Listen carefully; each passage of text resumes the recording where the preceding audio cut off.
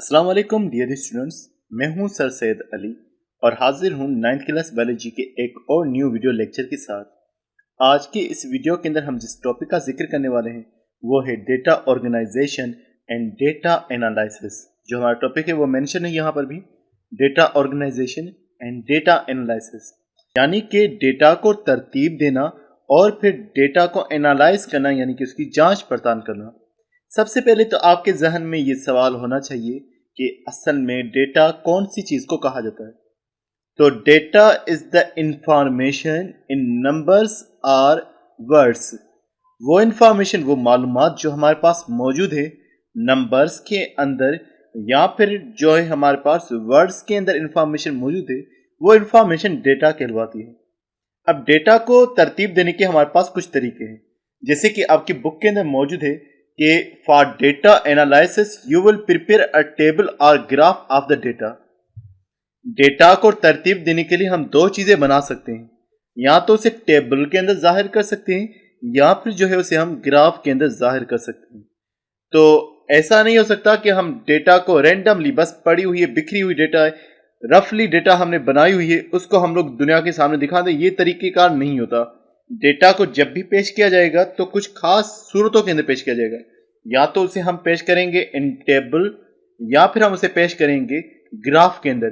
तो ये दो डेटा को पेश करने के हमारे पास तरीकेकार होते हैं। टेबल के अंदर किस तरह से कि जब आपने मिसाल के तौर पर देखा हुआ होगा अपनी क्लास के अंदर जो आपका रिजल्ट बनता है, आपका रिजल्ट एक टेबल के अंदर जाहिर किया जाता है। एक टेबल में आपके क्लास का नाम लिखा होता है, फिर एक तरफ बच्चों के नाम लिखे होते हैं और दूसरी तरफ जो है उनके नंबर्स लिखे हुए होते हैं। यानी इन्फॉर्मेशन यहाँ पर वर्ड्स में भी आ रही है और दूसरा इन्फॉर्मेशन जो है आपके पास यहाँ पर नंबर्स के अंदर भी आ रही है। तो ये टेबुलर फॉर्म है डेटा की। और दूसरी है ग्राफिकल फॉर्म, ग्राफ के अंदर जाहिर करना। तो ग्राफ की काफ़ी सारी हमारे पास मुख्तलिफ सूरतें मौजूद है, मुख्तलिफ तरीकों से हम ग्राफ में डेटा को जाहिर कर सकते हैं। मिसाल यहाँ आपकी बुक के अंदर जो है, आपकी बुक में दो ग्राफ इन्होंने बनाए हुए हैं। ये जो ग्राफ बना हुआ है इसको कहा जाता है बार ग्राफ या बार चार्ट, इसको कहा जाता है। और दूसरा ये जो हमारे पास ग्राफ बना हुआ है इसको जो है पाई चार्ट कहा जाता है या पाई ग्राफ कहा जाता है। उसके अलावा एक और हमारे पास होता है जिसको लाइन ग्राफ भी कहा जाता है।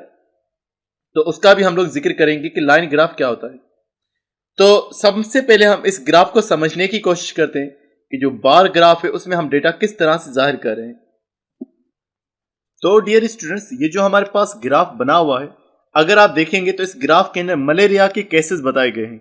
यानी 2016 के अंदर और 2017 के दरमियान तक जो है कितने जो है हमारे पास मलेरिया के केसेस रिकॉर्ड हुए थे सिंध के अंदर।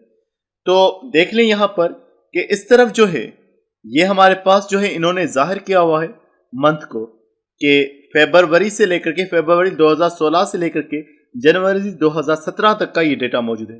तो एक तरफ हम नीचे लिखेंगे वर्ड्स के अंदर उस मालूमात को जिसके मुतालिक हम जिक्र करें, और दूसरा जो यहाँ पर ऊपर की तरफ ये जो लाइंस शो की गई है ये उसकी तादाद को की गई है।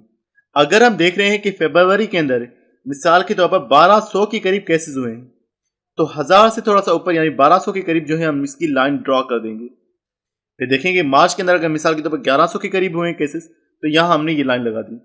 अप्रैल के अंदर जो केसेस हैं यानी 1000 से भी कम, तो हमने उसको 1000 से नीचे की लाइन में ड्रॉ कर दिया। उसके अलावा अगर हम यहाँ देख रहे हैं अक्टूबर के अंदर जो है केसेस सबसे ज़्यादा हुए और वो हुए 6000 के करीब, तो हमने लाइन सबसे ऊपर जो है वो ड्रॉ कर दी।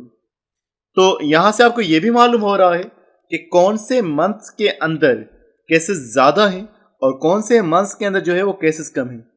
अप्रैल में सबसे कम केसेस हैं, फरवरी मार्च में भी कम है, इतने ज़्यादा नहीं है। मई से केसेस बढ़ रहे हैं, मई में ज़्यादा हो गए, जून में ज़्यादा हो गए, जुलाई में, फिर अगस्त, सितंबर, अक्टूबर, नवंबर, दिसंबर, जनवरी तक ये कैसे चलते रहे। यानी कि सबसे ज़्यादा हमें जो केसेस नज़र आ रहे हैं वो अक्टूबर के अंदर। अब हम वजूहात को समझते हैं कि मलेरिया के केसेस क्यों बढ़ रहे हैं। मलेरिया के जो डायरेक्ट लिंक है वो मच्छर के साथ है, मॉस्किटो के साथ। और मॉस्किटो की जो ब्रीडिंग पीरियड होता है वो गर्मियों के अंदर होता है। गर्मियों में ये ज़्यादा तेज़ी से बढ़ते हैं। तो अक्टूबर, जैसे कि बहुत ही गर्मियों का सितंबर अक्टूबर जो महीने हैं बहुत ही गर्मी के महीने होते हैं, तो इस वजह से यहाँ पर जो है केसेस ज़्यादा इंक्रीज हो जाते हैं गर्मी के अंदर।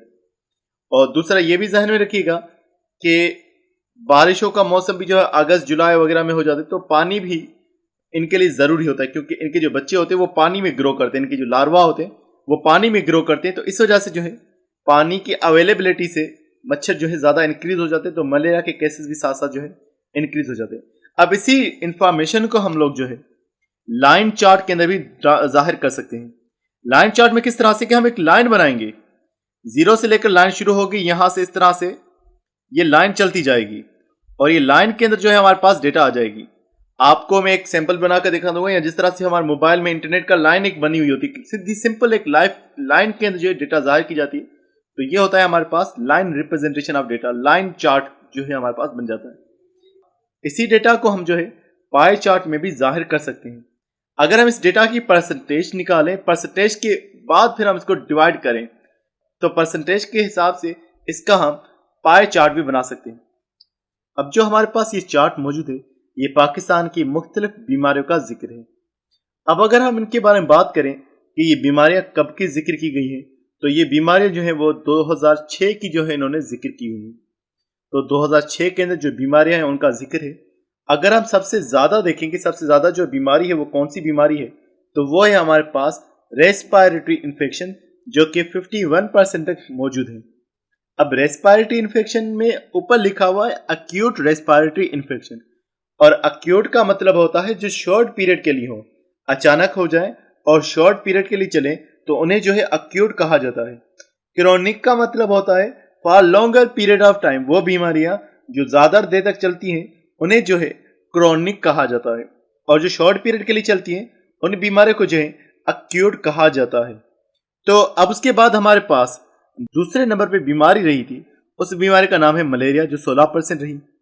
फिर उसके बाद डायरिया, फिर उसके बाद डायसेंट्री, उसके बाद जो है स्केबिस, और फिर बाकी जो कुछ और जो दीगर बीमारियां हैं वो 3% तक हमारे पास रही। तो ये हमारे पास चार्ट है जो कि बता रहा है, मुख्तलिफ डेटा को जाहिर कर रहा है, मुख्तलिफ बीमारियों को जाहिर कर रहा है और परसेंटेज के अंदर जाहिर किया हुआ है।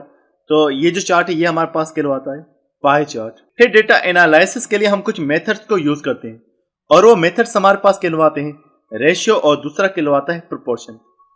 यहां पर भी अगर आप देखें, in data analysis the statistical methods ratio and proportions are applied, यानी डेटा को जब हम एनालाइज करते हैं तो हम दो तरीकों से एनालाइज कर रहे हैं, रेशियो के जरिए से भी और दूसरा प्रोपोर्शन के जरिए से भी। रेशियो क्या है? Ratio is the comparison between two values. दो वैल्यूज को अगर हम कंपेयर कर रहे हैं तो उनका जो कंपैरिजन है वो रेशियो कहलवाता है।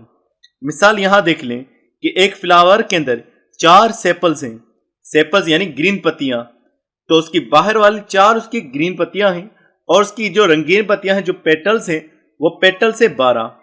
अब जो रेशियो बनेगा वो बनेगा 4:12, यानी 4 सेपल्स और 12 जो है पेटल्स होगी। ये हमारे पास एक रेशियो हो गया। अगर हम इसको सिंपल करके लिखेंगे तो सिंपल इसका जो रेशियो बनेगा वो बनेगा 1:3, क्योंकि अगर हम 4 का टेबल 12 पर लगाते हैं तो 3 टाइम लगता है, तो सिंपल जो रेशियो बनेगा वो बनेगा 1:3। और प्रोपोर्शन का मतलब होता है कि जब दो रेशियोज आपस में बराबर हो तो वो एक प्रोपोर्शन कहलवाता है।